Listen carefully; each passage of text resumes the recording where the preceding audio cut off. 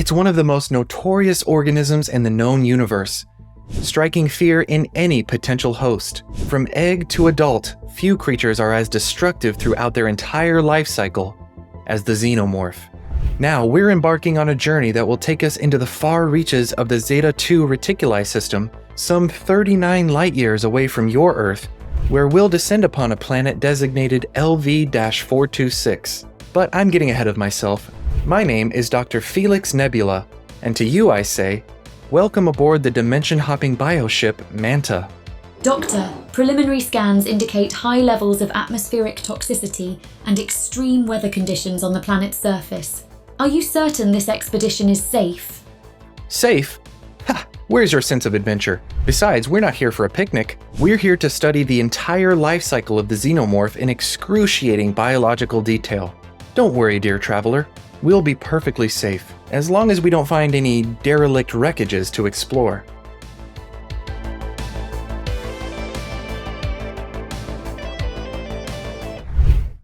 As we descend to the surface of LV-426, allow me to provide a bit of background. We'll cover the details of adult xenomorph biology in another expedition, because today, we're here to focus on a fascinating process all on its own, the xenomorph life cycle.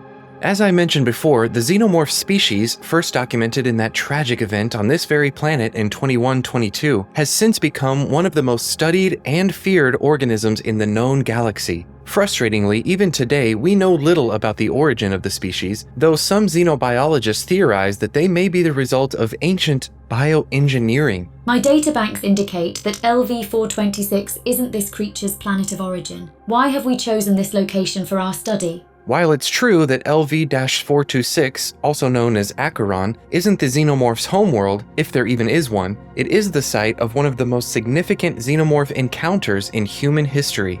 The derelict ship discovered here contained a cargo hold full of xenomorph eggs, providing us with invaluable data on the early stages of their life cycle. Manta, have you located any signs of life? Yes, specimen located. I would advise caution. A wise warning, Manta, but don't worry. The OmniGrab Array's built-in containment fields have never let us down recently. How utterly fascinating. At about 2.5 feet tall, calling this an egg would actually be a bit of a misnomer. It's much more than an inert container. Hence the name. Indeed, the Ovomorph is a complex organism in its own right. Not only does it provide protection for the organism within, but it coexists with it in a kind of symbiosis. The Ovomorph's outer skin is remarkably tough, capable of withstanding extreme conditions and significant physical trauma, which is one of the primary purposes of an egg we might be familiar with. But the real point of interest lies inside. The Ovomorph, you see, contains a single Manumala noxhydria, known colloquially as a facehugger. Sounds kind of friendly. Not so much, but we'll come back to that. As you might have guessed, the facehugger could be considered the true first stage in the xenomorph life cycle, and safely within the Ovomorph, it lies waiting, suspended in a mass of nutrient-rich tissue. This internal structure allows the Ovomorph to sustain its occupant for extended periods. We're talking hundreds, potentially even thousands of years. How is that possible? Good question.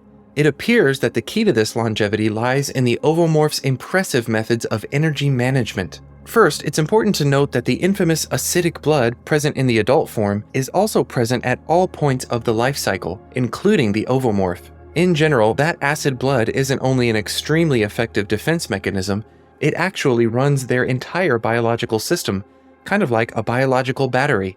We should hold further discussion of this specific topic for another time, but for now, suffice it to say that this acid generates a powerful bioelectric charge that replaces the need for traditional respiration and digestion altogether. Does this have something to do with how the Ovomorph is able to sustain its cargo for so long? Precisely, and that's why I brought it up. By locking much of its energy-generating acidic blood into relatively stable, slow-to-decay salts, it's able to remain dormant yet viable for eons, waiting for the perfect moment to strike. But we haven't even got to the interesting part yet. You see, what truly sets the Ovomorph apart is its sophisticated sensory system. Scans reveal that at its base lies a rudimentary central nervous system linked to a network of thermosensitive and pressure-sensitive veins that stretch across its surface. It appears that this network allows it to detect not only when a potential host approaches, but its direction, and with astonishing precision. Even more amazingly, the Ovomorph's dermis appears to contain further specialized sensory organs that allow it to sense a host at a distance, much like the tongue of a snake.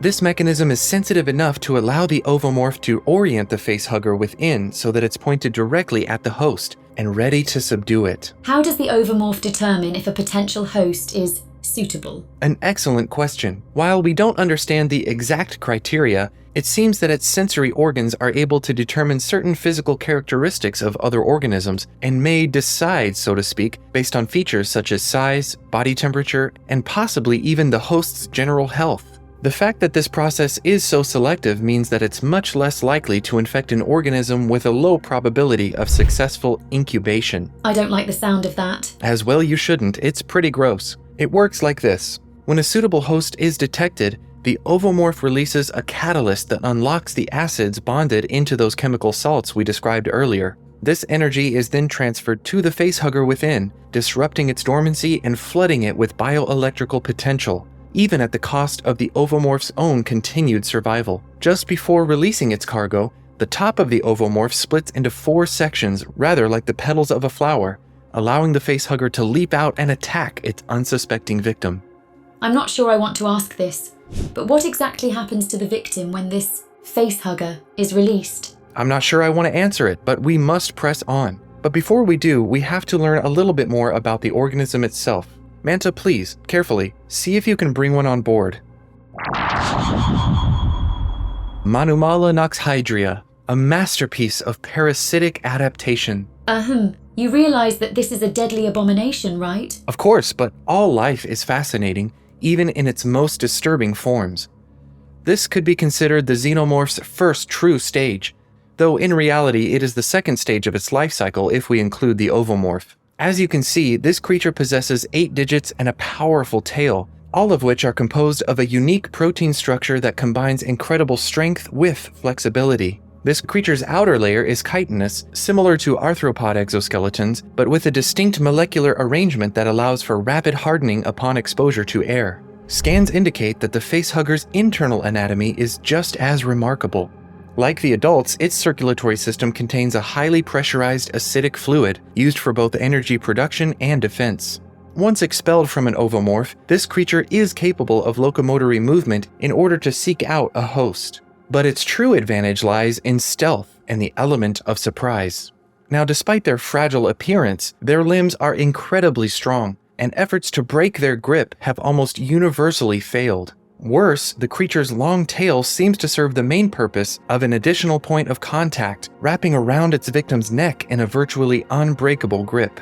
In fact, its entire anatomy is dedicated to a single purpose: to hone in on a host's head, often with shocking accuracy, to latch onto it with its elongated limbs, and to deposit the next phase of the life cycle.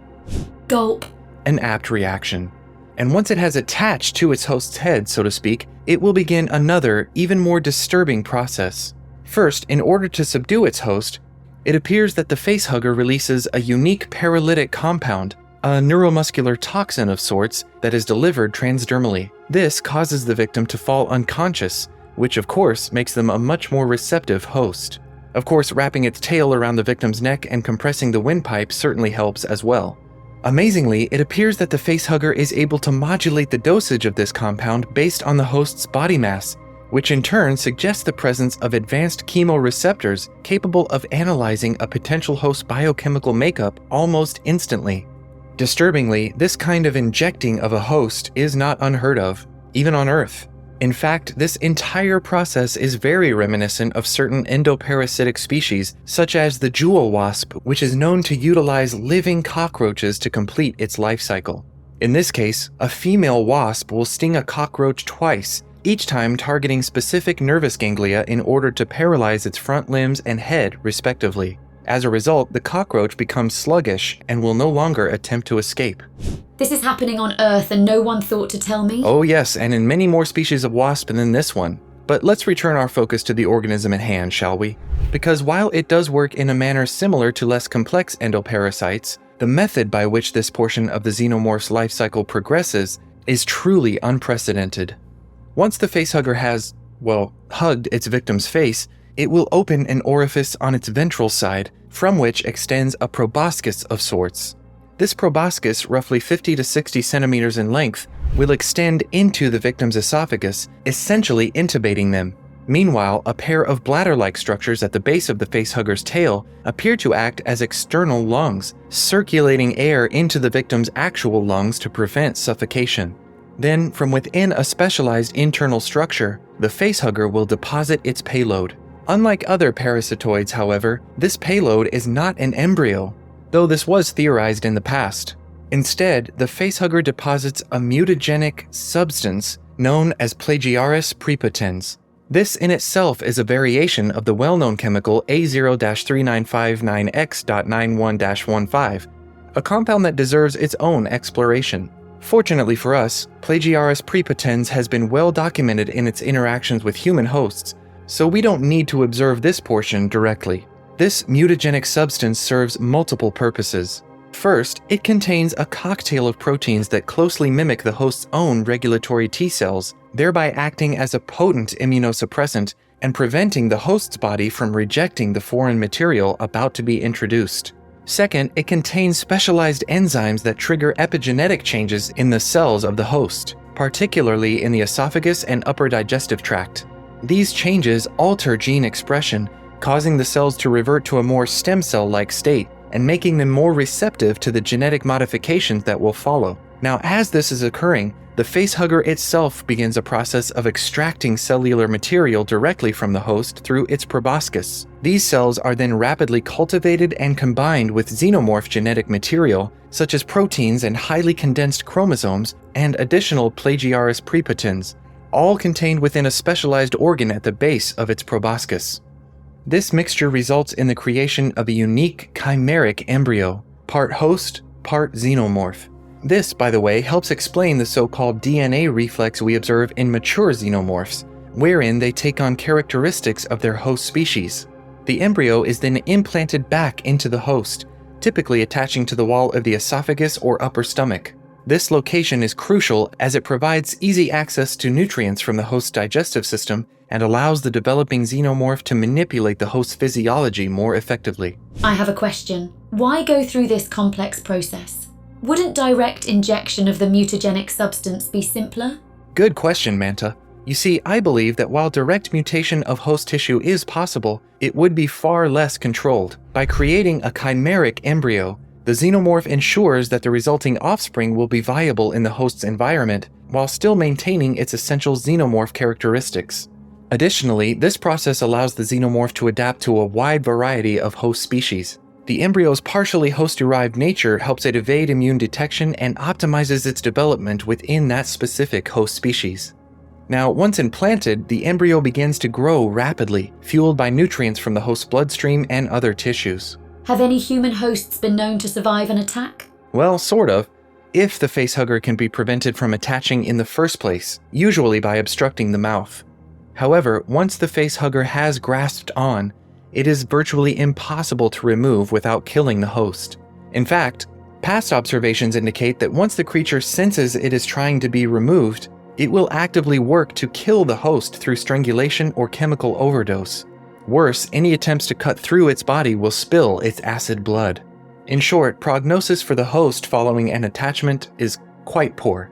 And yet, the facehugger does eventually release. The entire process from initial attack to full implantation usually takes several hours, though it can be much shorter. However, the facehugger may remain attached to its host for even longer than that, presumably in order to ensure that the developing embryo is protected during this early phase.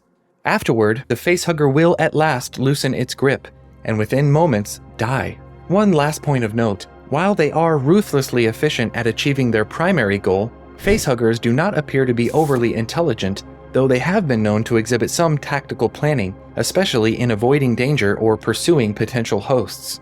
Still, true intelligence appears to be reserved for the adult form, a spark which truly ignites with the next phase of the life cycle. Here we go. If you thought the last stage was horrifying, well, you're right, but so is this one. You see, it isn't until the facehugger has successfully implanted its payload into a host that we see the true parasitoid nature of this organism. Eventually, this becomes what is known as a chestburster, or the second stage of the xenomorph life cycle, and like any parasitoid, its very development will inevitably result in the death of its host. It all begins with the previously mentioned DNA reflex, undergone by the implanted amalgamation of embryo and mutagenic compound. It is this remarkable ability that allows the developing xenomorph to incorporate genetic material from its host and adapt its physiology to better suit its environment. Is this why xenomorphs birthed from different species seem to exhibit such varied characteristics? I believe that is precisely the case. Now, one point of speculation, even despite our advanced scanning techniques, is what happens physically within the host's body after implantation. The internal parasitic form of the xenomorph, which again we've never directly observed, is likely a highly efficient absorptive structure, rather than the toothed serpentine form we will see later. In the later portions of this stage, it's more like a blob of cells growing inside an amniotic sac. This sac is attached to its host with a cord, somewhat like an umbilical.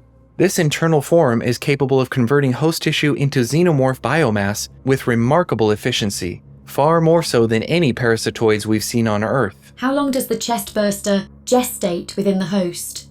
It happens staggeringly quickly. The chestburster is fully formed within mere hours, and while the end result is violent, as we will see, the gestation period is not usually a painful experience for the host. That's not to say it's pleasant, of course. Many report feelings of general sickness. Some, however, have actually reported feeling healthier, possibly due to an influx of endorphins or adrenaline associated with the infection. For an analog of this, we could return to our previous example of the jewel wasp. After stinging its cockroach victim to make it complacent, the wasp will literally lead its victim by the antenna to a hidden burrow. Once there, it will lay 1 to 2 eggs on the cockroach's abdomen, seal the entrance to the burrow, and leave. The cockroach, with its escape reflex disabled, will simply rest as the wasp's eggs hatch, the larvae burrow into its body, and begin to consume the creature's organs. This is what finally kills the host. You know, I'm beginning to think that nature isn't so great after all. Don't think that. Though it is brutal, it's just another fascinating example of just how specialized these organisms can become. Now, at this point in the xenomorph life cycle, it is time for emergence. I will warn you, dear traveler, this portion is particularly gruesome. When fully developed, the chestburster secretes a potent cocktail of enzymes that rapidly soften the bones and tissues of the host's chest cavity. Then, using its powerful musculature, it literally rips its way out of the host's body in mere seconds. The host may complain of some discomfort just before this occurs, but the actual emergence, though excruciating for the host, is fortunately short. Shudder. Yes, quite so. And this is when we get our best look at the chestburster itself. In a way, it resembles a large worm, but with a mouth full of sharp teeth. Other aspects of its appearance, such as limbs, vary depending on some unknown factors, though it likely has to do with the type of host, duration of gestation, and perhaps overall health. In any case, unlike the other stages, this form is virtually defenseless at first. For this reason, the newly hatched chestburster is highly locomotive and dangerous, and will immediately seek out any hiding place where it thinks it will not be pursued. This emergence is invariably fatal for the host, marking the xenomorph as a true parasitoid. The entire process from implantation to emergence can take as little as a few hours to nearly a day, depending on the host species and environmental conditions. Has anyone ever survived an implantation? Actually, yes. One human individual known as Ripley 8 survived removal, though this may have been a unique case due to some unusual aspects of her genetic makeup. You'll have to watch the documentary for more on that. A handful of other individuals have survived surgical removal, and though they lived on, prognosis for these individuals is still not good, largely due to the cancerous nature of the implantation process in general. Of course, once free of its host, the chestburster's development is not over. Of course not. The organism will continue to grow at an accelerated rate, shedding its skin like a reptile, approaching its adult form within a few hours. During this time, it will seek out dark, damp areas to hide, consuming organic materials and even raw metals to fuel its growth. And so it is that we've come to the final stage of this fascinating life cycle, more or less. We'll be dedicating entire expeditions to exploring these fascinating creatures in detail, so please plan to pre-purchase your tickets today. For now, let's briefly examine their roles overall. Once the chestburster has matured, it transforms into the adult form. typically what we call a drone or a warrior. This stage represents the apex of xenomorph engineering, a perfect killing machine optimized for survival and reproduction. The adult xenomorph plays several crucial roles in the life cycle. First, it will actively seek out and capture potential hosts for facehugger implantation. Second, using a resinous secretion, adults build intricate hive structures to house and protect eggs and developing xenomorphs. And third, in established hives, some adults serve as guards for the queen. Did you say queen? Why, yes, I believe I did. But don't be concerned, Manta. While the queen is larger, more formidable, and exceptionally dangerous, it also... well, I suppose that about covers it.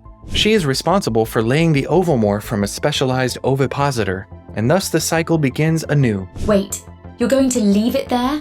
What is a hive? What about the acid blood? How is a queen created? Okay, all good questions, and we will answer them all. For now, we have to take a brief intermission. To you, I say, enjoy this respite. When you're ready, please choose the next phase of our adventure on the screen before you. Brace yourselves. Beginning ascent in 3, 2, 1.